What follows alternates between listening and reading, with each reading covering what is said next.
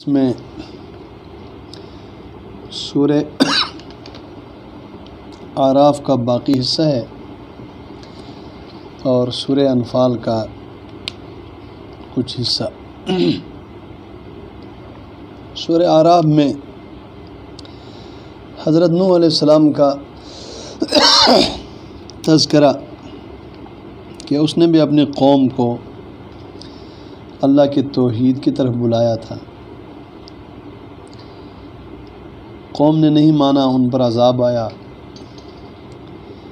حضرت ہود علیہ السلام نے اپنے قوم کو اللہ کی توحید کی طرف دعوت دی، قوم نے انکار کیا، ان پر بھی عذاب آیا۔ حضرت صالح علیہ السلام نے اپنی قوم کو اللہ کی توحید کی دعوت دی، قوم نے نہیں مانا، ان پر بھی اللہ کا عذاب آیا۔ اور حضرت شعیب علیہ السلام نے اپنی قوم کو اللہ کی توحید کی دعوت دی۔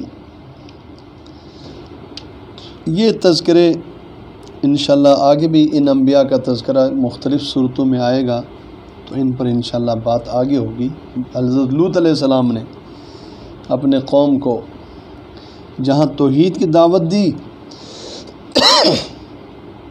وہاں لوط علیہ السلام نے بے حیائی سے روکنے کی دعوت دی، قوم نے انکار کیا، مذاق کیا، بستی سے نکالنے کی بات کی، تو پھر ان پر بھی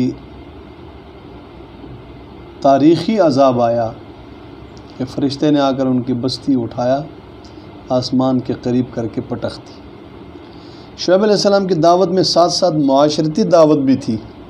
یہ تاجر تھے، ناپ تول میں کمی کرتے تھے، انہیں روکنے کی کوشش کی، انہوں نے بھی اس طرح انکار کیا جس طرح آج کے تاجر آپ صلی اللہ علیہ وسلم کے جو تعلیمات ہیں کہ تاجر کو امانت، دیانت اور سچائی کا خیال رکھنا چاہیے، وہ اس کے خیال نہیں رکھتے، ان پر بھی عذاب آیا۔ البتہ جو حضرت موسیٰ علیہ السلام کا تذکرہ ہے وہ بہت تفصیل سے ہے، اس کا ایک حصہ آپ کے سامنے عرض کروں گا، لیکن اس سے پہلے میں مضمون کا وہ حصہ جو پچھلے درس میں آپ سے عرض کر چکا تھا، اسی کے قریب کی آیتیں ہیں، تو میں ایک دفعہ پھر بتانا چاہتا ہوں آیتیں پڑھ کر کہ آنے والے آزمائش اور عذاب کیوں آتے ہیں، ہمیں کیا کرنا چاہیے، اور غفلت کی تو پھر کیا ہوتا ہے۔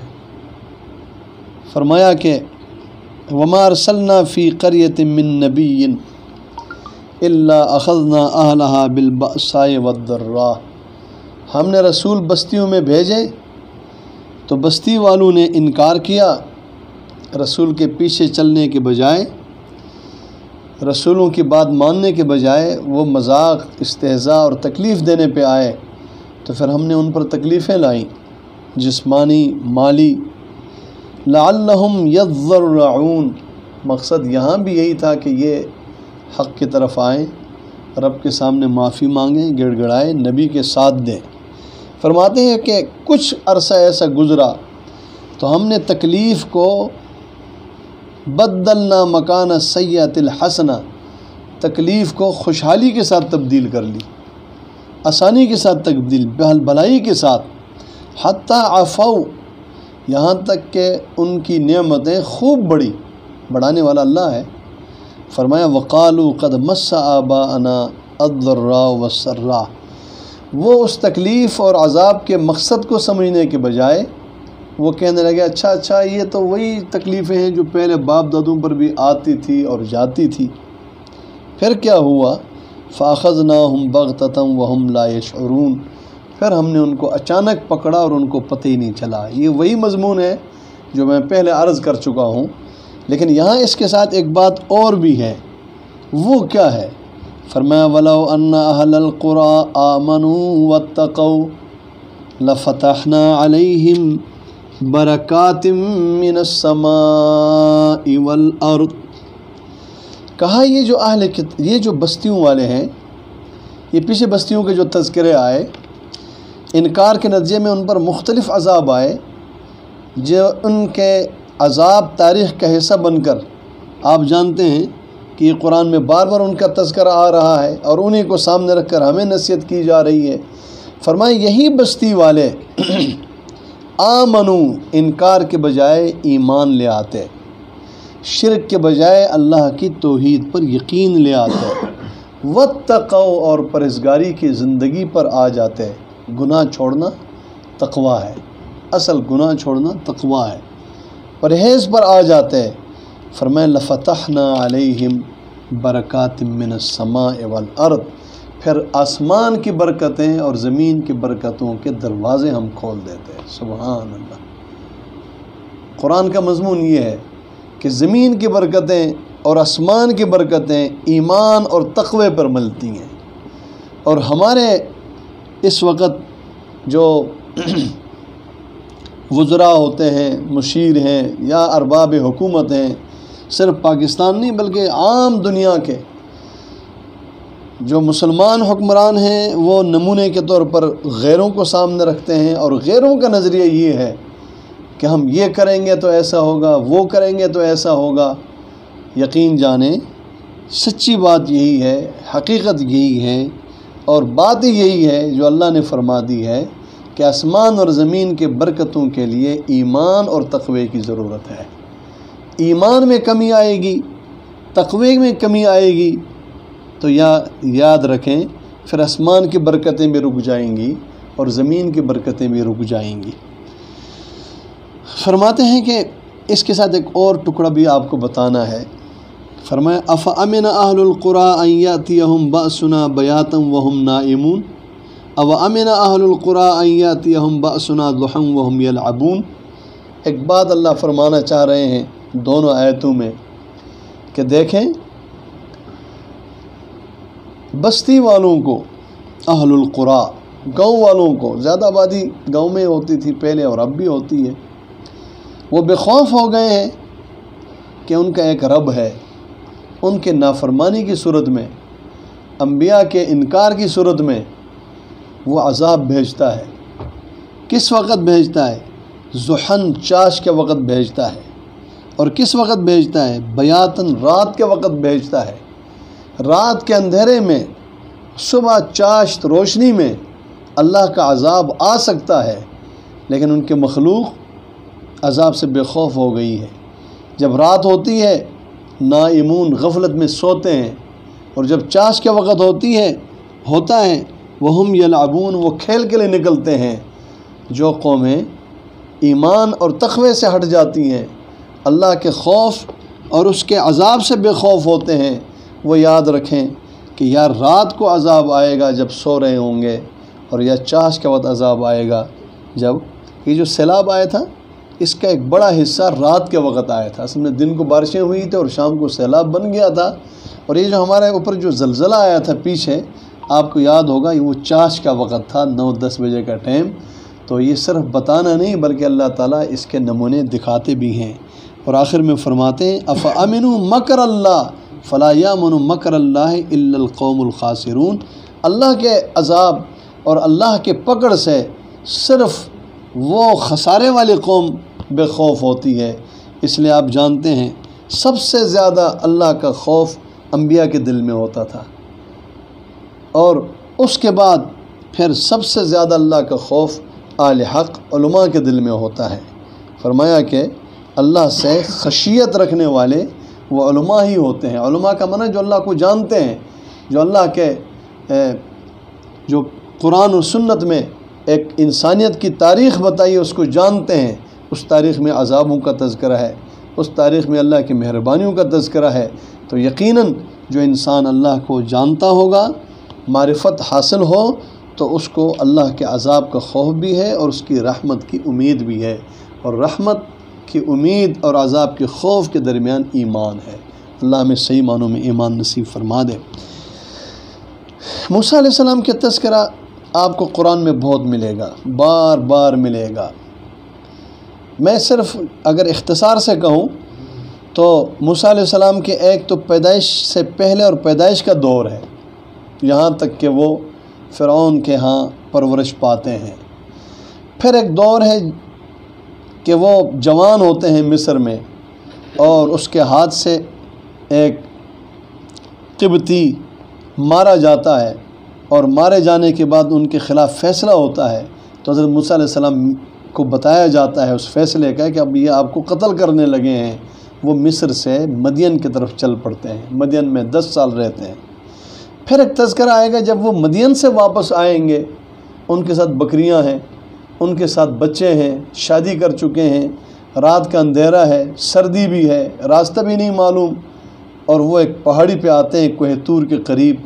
وہاں اللہ ان کو نبوت عطا کرتے ہیں، اور نبوت کے ساتھ ان کو مصر جانے کا حکم ملتا ہے، فرعون کے ساتھ بات کرنے کا۔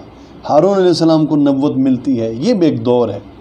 پھر وہ آتے ہیں تو حضرت موسیٰ علیہ السلام اور ہارون علیہ السلام کا دعوت کی بنیاد پر ایک مقابلہ، وقت کے بہت ظالم حکمران جس کا ظلم نہ صرف ان دونوں پر بلکہ پورے بنی اسرائیل خاندان پر تاریخ کا حصہ ہے، وہ ان کے ساتھ ایک سلسلہ چل پڑتا ہے، یہاں تک کہ پھر جادوگروں کے ساتھ ایک مقابلے کا ایک عنوان ہے۔ اور اس سے آگے جا کر پھر جب مصر میں رہنا مشکل ہو جاتا ہے، حالات بن جاتے ہیں، اللہ کے امر سے حضرت موسیٰ علیہ السلام اپنے ساتھیوں کو لے کر یہاں سے نکلتے ہیں۔ آگے دریا ہے، پیچھے سے فرعون کا لشکر ہے، یہاں تک کہ دریا پار کرتے ہیں، فرعونی غرق ہوتے ہیں۔ ایک کہانی یہاں جا کر ختم ہوتی ہے۔ پھر آگے جو چلتے ہیں میدان تیہ میں، یہ بھی تاریخ کا ایک حصہ ہے کہ پھر آپ کا اور بنی اسرائیل کے معاملات، تورات کا ملنا، میدان تیہ میں مشکلات، اور اس کا خاتمہ ہوتا ہے اس جہاد پر جو موسیٰ علیہ السلام کو حکم ملتا ہے کہ ان کو لے کر جائیں، شام کو فتح کریں اور ان جبابرہ اور ان لوگوں کے ساتھ مقابلہ اور جہاد کریں۔ یہ تقریباً مختصر خلاصہ ہے، لیکن قرآن نے الگ الگ بیان کیا ہے، الگ الگ حصوں میں الگ انداز سے، اور بہت زیادہ بیان کیا ہے۔ آپ دیکھیں گے تو حیران ہوں گے کہ موسیٰ علیہ السلام کے اسی واقعے کو، اس کے ہر پہلو کو قرآن نے مختلف صورتوں میں کھول کھول کر بتایا ہے۔ شروع میں تو آدمی سوچتا ہے کہ اس کی کیا وجہ ہے، لیکن اب سمجھ میں آتی ہے کہ حضرت موسیٰ علیہ السلام اللہ کے وہ اولو العزم پیغمبروں میں سے ہیں جن کو تورات دی گئی، وہ ان پیغمبروں میں سے ہیں جن پر آزمائشیں اور تکلیفیں آئیں۔ آپ یقین جانیں، آگے جا کر تفصیل سے عرض کریں گے، صرف اتنی بات ذہن میں رکھیں کہ ابھی موسیٰ علیہ السلام دنیا میں تشریف نہیں لائے کہ ان کے موت کی تدبیریں ہو چکی ہیں، اور تدبیر بھی وقت کے بادشاہ اور حکمران، فوج اور پولیس مل کر رہی ہے۔ پھر اللہ تعالیٰ اس کو قدم قدم پر بچا کر جوان کرتے ہیں، پھر اللہ اس کو جناب پیغمبر بناتے ہیں، پھر اللہ اس کے خاندان کو مصر کی حکومت اور مصر کی بادشاہت، مصر سے لے کر شام تک ساری بادشاہت عطا فرما دیتے ہیں۔ یقین جانیں، جب دعوت کی بات چلتی ہے، دعوت اللہ، تو حضرت موسیٰ علیہ السلام نمونہ ہے۔ اپنے قوم کو مظالم سے بچانے کی بات جب آتی ہے تو قرآن کہتا ہے حضرت موسیٰ علیہ السلام نمونہ ہے۔ ظالم بادشاہ کی آنکھوں میں آنکھیں ڈال کر حق کی دعوت کی بات آتی ہے، حضرت موسیٰ علیہ السلام نمونہ ہے۔ اور اپنے شفقت اور محبت سے بھائی کے لیے نبوت مانگنے کی بات آتی ہے، موسیٰ علیہ السلام ہیں۔ اپنے سسر کے ساتھ 10 سال رہنے کی بات آتی ہے، موسیٰ علیہ السلام ہیں۔ ایسے پیغمبر کا تذکرہ یقیناً اس دوران، جس دوران مسلمان آزمائشوں میں گھرے ہوئے تھے، ایک طرف مکہ والوں کے ساتھ مقابلہ ہے، دوسری طرف پوری دنیا میں کفر ہے، اور اللہ کی طرف سے نصرت اور مدد کے وعدے ہیں۔ اس وعدے کے پورے ہونے میں تو کئی سال لگیں گے، لیکن اللہ جبریل کو بھیج کر ایک رات میں اتنا پیغام سمجھا دیتے ہیں کہ سمجھنے والوں کے لیے اللہ کی بات کی سچائی پھر قدم قدم پر نظر آتی ہے۔ دن کے روشنی اور سورج نکلا ہوا ہو، کسی کو شک ہو سکتا ہے کہ دن ہے یا نہیں، لیکن حضرت موسیٰ علیہ السلام کے تذکروں میں ایمانیات اور اللہ کے نصرت کے وعدوں کو پورا کرنا، حق کی نصرت اور مدد کرنا، باطل کو باوجود حکومت، باوجود فوج، باوجود پولیس اور باوجود 70,000 جادوگروں کے ہونے کے شکست دینا، اور ہے تھوڑا آگے چلیں تو دریا کے بیچ میں ایک عصا مارنے سے 12 راستے، خشک راستے، ہر خاندان کے لیے الگ راستہ، بھئی آپ اپنے عورتوں اور بچے اور بچوں کے ساتھ اس راستے سے گزرو، اپنے اپنے راستوں سے جب گزرے تو پانی دونوں طرف رکا ہوا ہے، نیچے خشک زمین ہے، لیکن ایک دوسروں کو دیکھنے کے لیے اللہ نے کھڑکیوں کا انتظام بھی کر دیا سبحان اللہ، ایسا کر کے دکھایا، پھر آگے بہت دکھایا۔ کیوں جی؟ موسیٰ علیہ السلام کا تذکرہ بار بار آنا چاہیے، اور ہر جگہ میں تھوڑا سا اس پہ شکایت کے طور پر تو نہیں کہتا ہوں، اس لیے کہ ہم ابھی تک سنجیدہ ہوئے ہی نہیں ہیں۔ مجھ سے کل بھی ایک ہمارا ساتھی ہے، رشتہ دار ہے، وہ پوچھ رہا تھا کہ آپ لوگوں کو ووٹ کم کیوں ملتے ہیں، آپ لوگوں کو حکومت کیوں نہیں ملتی؟ میں نے کہا ہم سنجیدہ ہی نہیں ہوئے۔ کوئی بھی طبقہ جب سنجیدہ ہوتا ہے نا تو پھر ہوتا ہے۔ ہم نے آج تک اپنے قوم سے مراد یہ ہمارا ملک پاکستان، اس کا ہر فرد ہمارا قوم ہے، ہماری قوم ہے، اس میں ہر رہنے والا ہمارا بھائی ہے، ہمارا ساتھی ہے، اور یہ پس رہے ہیں، مہنگائی میں پس رہے ہیں، عدالتوں میں پس رہے ہیں۔ یعنی وہ کون سی جگہ ہے کہ پاکستان کا رہنے والا وہ پاکستان کے کسی معاملے میں مطمئن ہے؟ اس سب کچھ قربانیاں دینے کے باوجود، تو میں نے کہا جس دن ہم سنجیدہ ہوں گے نا کہ اب خود بھی اور اس قوم کو بھی ہم نے ان مظالم سے نکالنا ہے، تو اس دن دیکھو کہ پھر ووٹ بھی ملیں گے اور حکمرانی بھی ملے گی۔ تو اس نے ذرا ایسے آنکھیں کھول کر دیکھا، میں نے کہا اتنا کھول کر دیکھنے کی ضرورت نہیں ہے، موسیٰ علیہ السلام کا تذکرہ پڑھو تو آپ کو پتہ چل جائے گا جب اللہ کسی قوم سے لے کر کسی کو دینا چاہتے ہیں تو وہ کیسے دیتے ہیں۔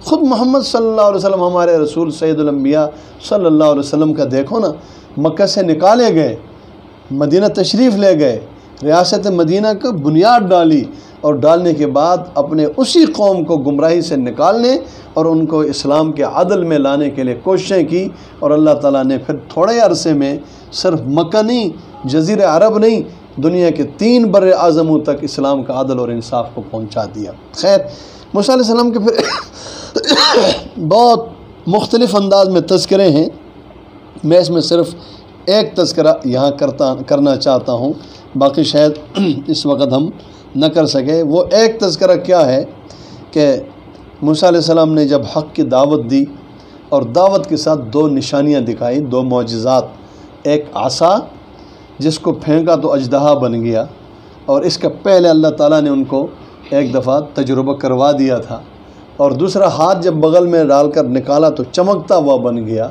ان 2 معجزوں کو دیکھنے کے بعد انابت ہوتی اور بھلا ہوتا فرعون کا اور ان کے سب کا کہ وہ مان جاتے، مگر چونکہ ان پر ٹھیک قبضہ تھا شیطان کا، وہ نہ مان سکے، بلکہ انہوں نے کہا یہ تو جادو ہے، جادوگروں کو بلایا۔ اور اس دور میں سحر اور جادو یہ باقاعدہ سرکاری سرپرستی میں سکولوں کے سطح پر،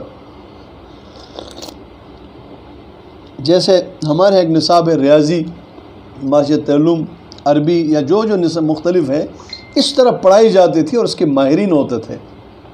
اب اعلان ہو جائے جی پنجاب میں جتنے ریاضی پڑھانے والے ہیں سب آ جائیں، تو اعلان ہو گیا، اور اعلان کے مطابق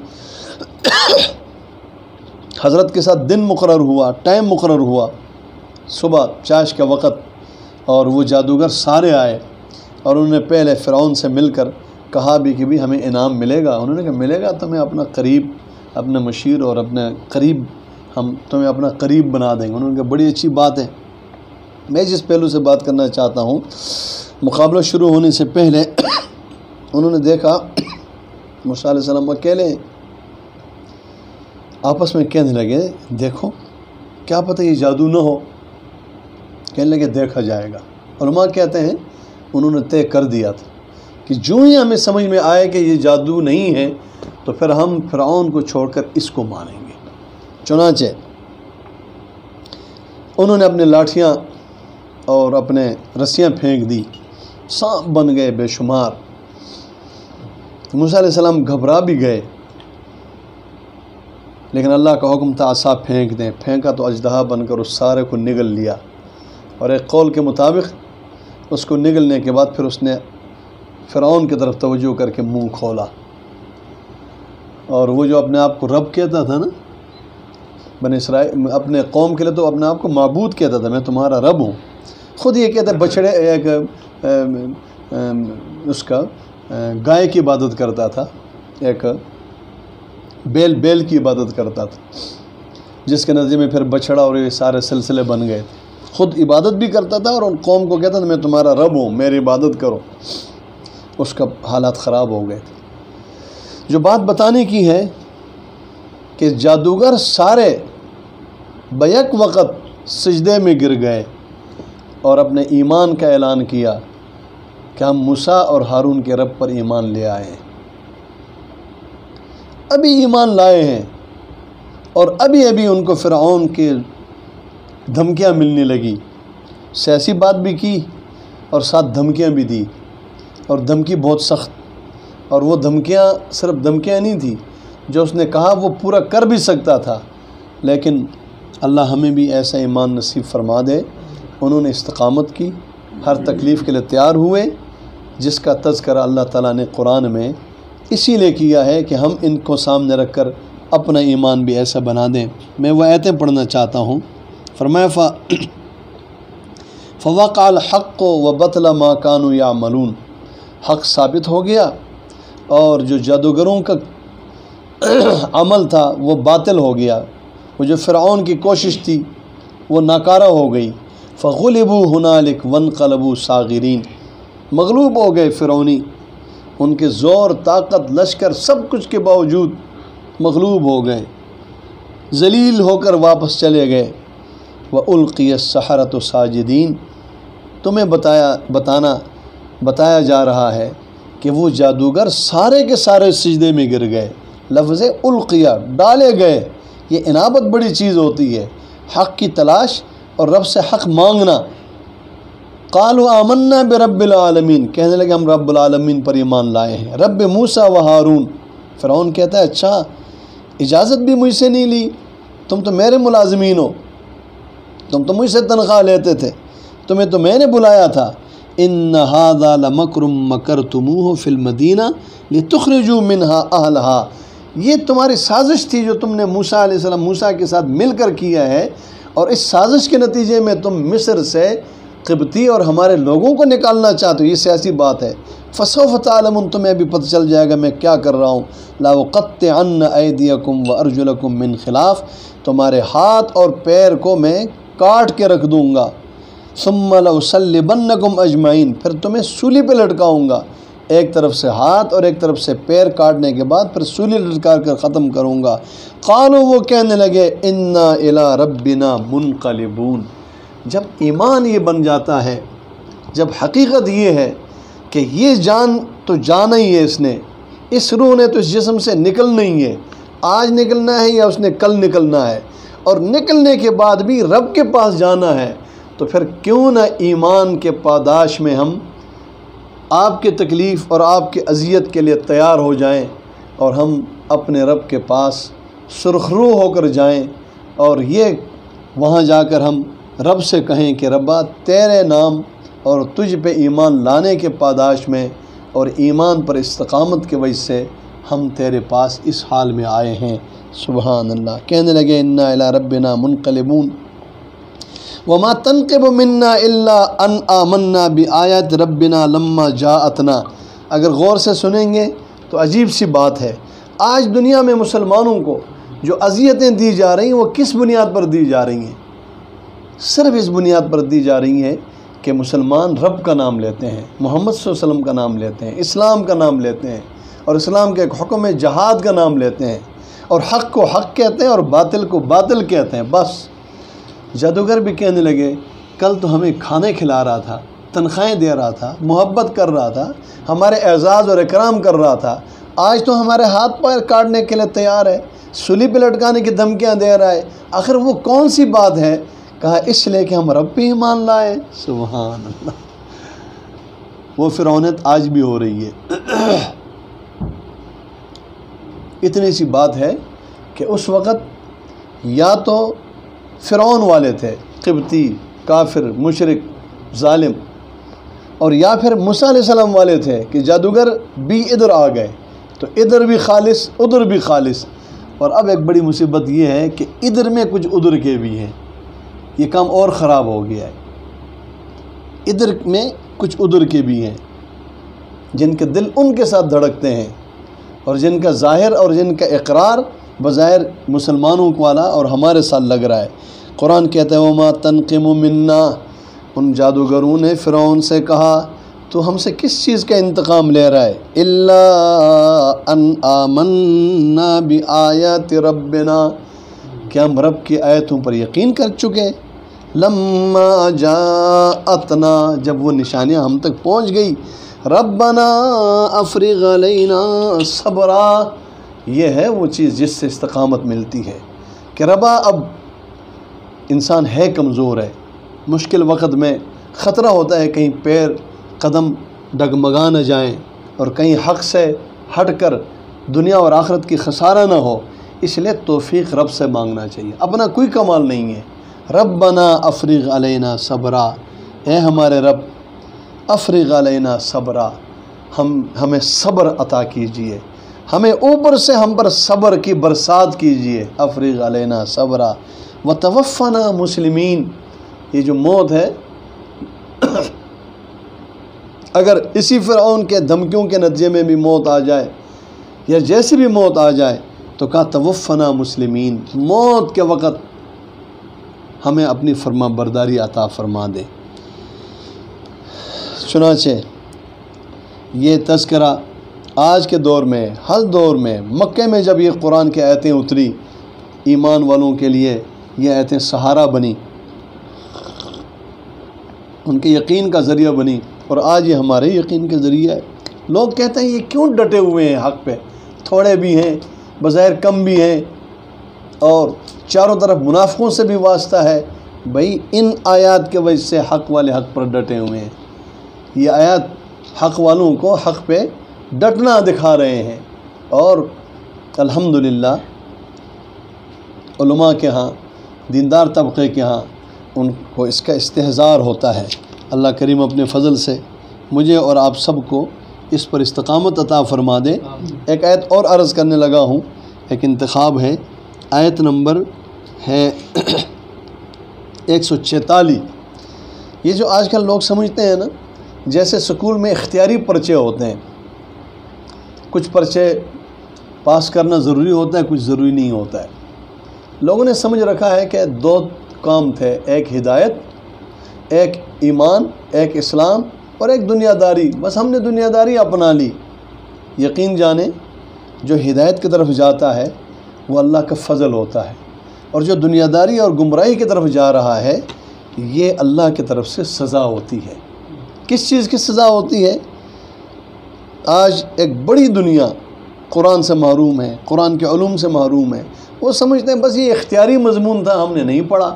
نہیں، یہ اختیاری نہیں ہے، تم چاہو بھی تو نہیں پڑھ سکتے ہو، اس لیے کہ جب رب نے محروم کرنا چاہا ہے، اور اس وقت ہمارے ان لوگوں کے دلوں کو دیکھا ہے جس وقت انابت چاہیے تھا اور انابت نہیں ہے۔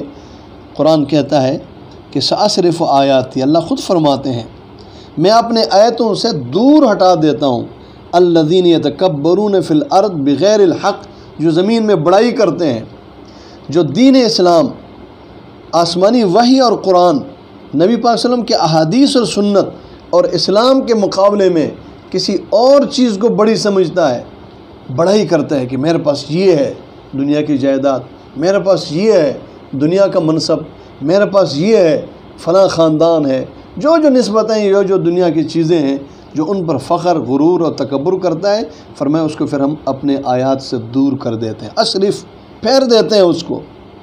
پھر کیا ہوتا ہے نشانی؟ وَإِن يَرَوْا كُلَّ آیَةٍ لَا يُؤْمِنُوا بِهَا، وہ پھر اسلام، قرآن، آیتیں، نشانیوں پر ایمان نہیں لاتا۔ وَإِن يَرَوْا سَبِيلَ الرُّشْدِ لَا يَتَّخِذُوهُ سَبِيلًا، وہ ہدایت کے راستے کو پھر نہیں آتا، چھوڑ دیتا ہے۔ وَإِن يَرَوْا سَبِيلَ الْغَيِّ يَتَّخِذُوهُ سَبِيلًا، اور جہاں بھی گمراہی کی بات ہوگی اس کو وہ اپنا لیتا ہے۔ فرمایا ذَلِكَ بِأَنَّهُمْ كَذَّبُوا بِآيَاتِنَا وَكَانُوا عَنْهَا غَافِلِينَ، یہ اس لیے کہ ہمارے آیتوں کو انہوں نے جھٹلایا اور وہ تھے بے خبر، غافل، تو جس کے نتیجے میں پھر ان کو اسی طرف جانا پڑا، وہ ہدایت کو نہیں اپنا سکے۔ ایک عہد الستو کا تذکرہ کرتا ہوں جو اس صورت کا امتیاز ہے۔ صورت کے امتیاز میں سے ایک عہد الست ہے جو بڑا مشہور ہے۔ اللہ نے اپنے امر اور حکم سے ساری انسانیت کو پیدا کیا، کہتے ہیں چونٹیوں کی شکل میں، پورے شعور دے کر اللہ نے کہا تھا کہ الست بربکم، میں تمہارا رب نہیں ہوں؟ قالوا بلا، اس وقت سب نے کہا تھا اب ہمارے رب ہیں۔ علماء فرماتے ہیں اس اقرار کے آج بھی اثرات موجود ہیں، اس لیے ہر انسان فطرتی طور پر اور اپنے خلقت اور اپنے جبلت کے مطابق وہ ہدایت پر آ سکتا ہے۔ اس کے دل میں ہدایت کی خواہش ہے اور اس کو ہدایت کا ماحول مل جائے تو ہدایت پر چلنا اس کے لیے آسان ہے۔ ہاں، اگر وہ ناقدری کرتا ہے اور وہ خود اپنے آپ کو ہدایت سے ہٹا کر گمراہی کے راستے پہ چلتا ہے، پھر اس کو ہدایت نہیں ملتی۔ فرمایا وَأَشْهَدُهُمْ عَلَىٰ أَنفُسِهِمْ أَلَسْتُ بِرَبِّكُمْ قَالُوا بَلَىٰ شَهِدْنَا، ہم گواہی دیتے ہیں۔ فرمایا یہ اس لیے کہ کل قیامت کے دن یہ نہ کہو کہ ہمیں پتہ ہی نہیں تھا۔ یہ ایک مضمون ساتھ اور ہی ہے، چونکہ عذابوں کا تذکرہ ہے تو یہ ایک دفعہ ہم پیچھے چھوڑ کر آئے ہیں، یہاں بھی رہ جائے گا تو پھر مشکل ہو جائے گا۔ یہ ہفتے کے دن کا ایک تذکرہ ہے بنی اسرائیل کے حوالے سے۔ بنی اسرائیل کے لیے ہفتے کے دن احترام کا دن تھا، اور اللہ نے ان کو بتایا کہ تم نے اس دن شکار نہیں کھیلنا ہے، شکار نہیں کرنا ہے، مچھلیوں کے شکار۔ یہ بستی تھی جو دریا کے قریب، اور دریا میں مچھلیاں ہوتی ہیں، اور ان کا مچھلیوں کے شکار کرنے کا بھی ایک جذبہ اور شوق تھا۔ پھر اللہ نے ان کو ایک امتحان میں ڈالا۔ وہ امتحان کیا ہے؟ ہفتے کے دن شکار نہیں کرنا ہے تو قرآن کہتا ہے کہ ہفتے کے دن سارے مچھلیاں باہر آ جاتی، اب شکار کرنا نہیں ہے۔ جو ہی ہفتے کا دن گزر جاتا مچھلیاں بھی غائب ہو جاتی، پتہ نہیں کدھر جاتی۔ پہلے مچھلیوں کے شکار سے روکا، پھر ہفتے کے دن روکا، اور پھر یہ جو حالات بنے، قرآن نے اس کا تذکرہ کیا ہے کہ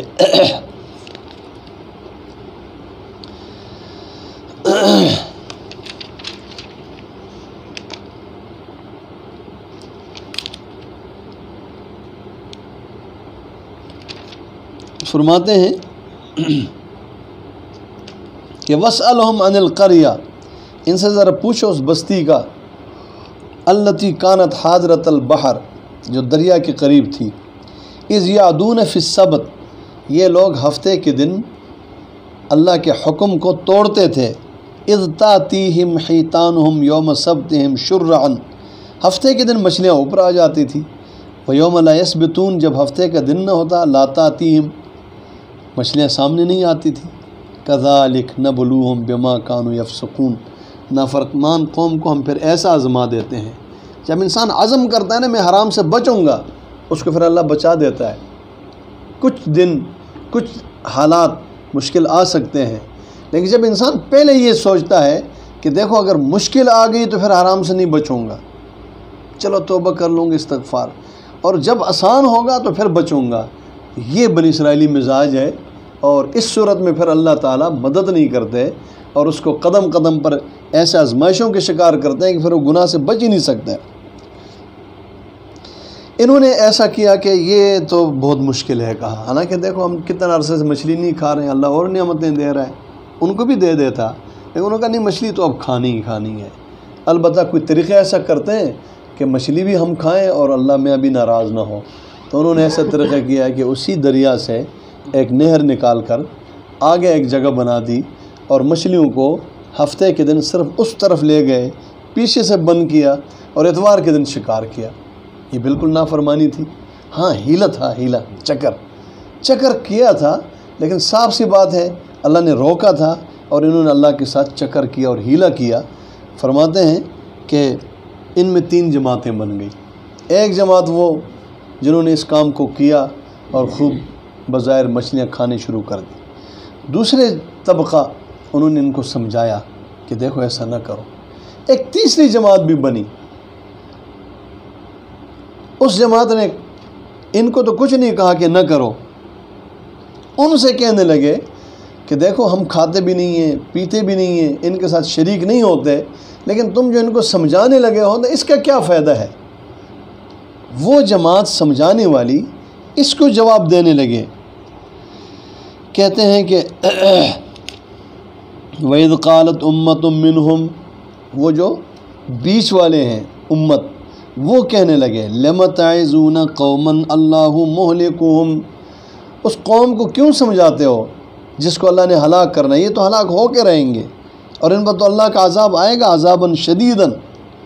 قالوا، وہ جو جماعت ایک نمبر کی ہے، جو سمجھانے لگی ہے اور خود اس کام سے بچنے لگی ہے اور اس کو وہ گناہ سمجھتے ہیں، کہنے لگے معذرتاً الی ربکم ولعلہم یتقون، ایک تو رب کے پاس جا کر ہم کہیں گے کہ ہم نے ان کو سمجھایا تھا اور اپنا ڈیوٹی ہم نے پوری کی تھی، اور دوسری بات سمجھانے کا اثر ہو اور یہ ٹھیک ہو جائے، کیا پتہ۔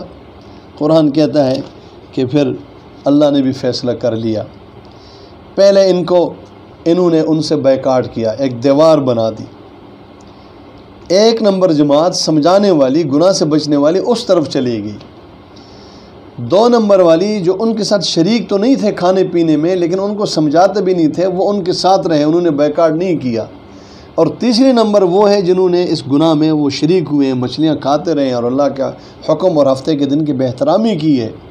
فرماتے ہیں کچھ دن گزرنے کے بعد ایک دن دیکھا کہ آوازیں نہیں آ رہی اس طرف سے، پتہ نہیں ان کو کیا ہو گیا۔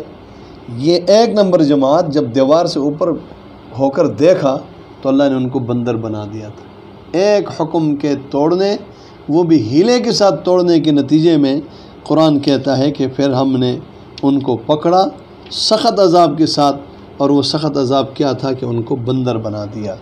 اللہ کریم اپنے فضل سے ایسے گناہوں سے ہمیں بچنے کی توفیق دے جس کے نتیجے میں شکل بگڑتے ہیں، جس کے نتیجے میں دنیا کا عذاب اور آخرت کی تباہی ہوتی ہے۔ ہاں، آپ صلی اللہ علیہ وسلم کے دعاؤں کی برکت سے یہ امت بہت سارے گناہوں کے باوجود بچی ہوئی ہے، لیکن اللہ اپنے فضل سے ہمیں ہر گناہ سے بچنے کی توفیق دے۔ موسیٰ علیہ السلام کی زندگی کے جو دیگر پہلو ہیں وہ انشاءاللہ آنے والے صورتوں میں آپ کے سامنے عرض کریں گے۔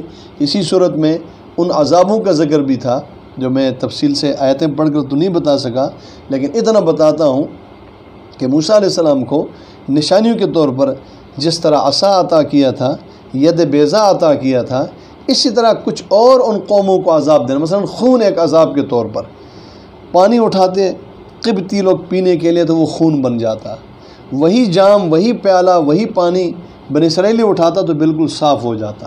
اسی طرح یہ 7 عذاب تقریباً ان پر آتے رہے، ہر عذاب کے آتے وقت یہ قبطی لوگ، فرعون والے موسیٰ علیہ السلام سے درخواست کرتے کہ آپ اللہ سے کہہ دیں اس دفعہ ہٹ گیا تو ہم مان لیں گے، عذاب ہٹ جاتا وہ پھر بھی نہیں مانتے۔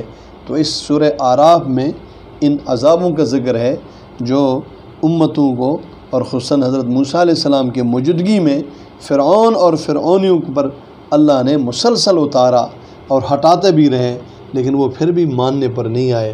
اللہ تعالیٰ ہم سب کو ہر عذاب سے محفوظ فرمائے۔ وآخر دعوانا الحمدللہ رب العالمین۔ سورہ انفال کا انشاءاللہ کل کے درس کے ساتھ ملائیں گے۔ جزاک